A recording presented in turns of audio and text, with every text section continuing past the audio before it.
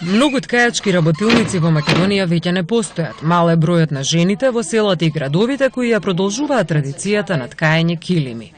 Ликовниот уметник Дијана Томиќ Радевска, која веќе 20 години работи на дизајн на теписи и килими, забележува дека ваквите работилници се ретка можност да се обединат традицијата и креативноста на современиот дизајн.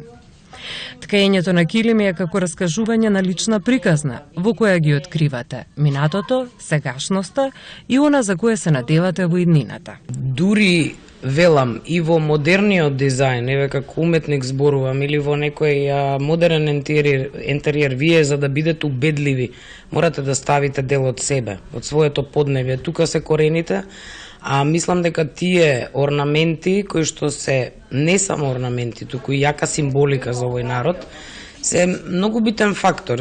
Вештите раце на Љубинка Механџиска од Беровското село Русиново, на учесниците на оваа работилници им ги разоткриваат можностите на традиционалниот начин на ткаење.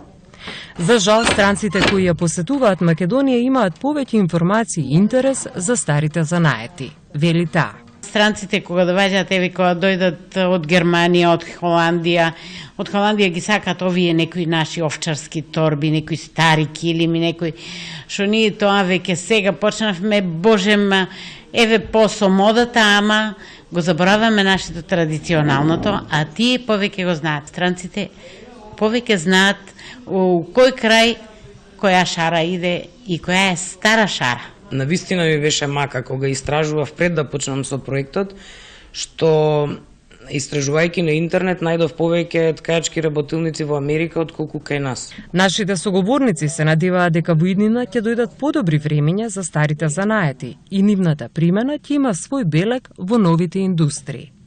Ткаењето килими не е само занает, тоа е уметност за кои се потребни многу љубов, посветеност и трпение.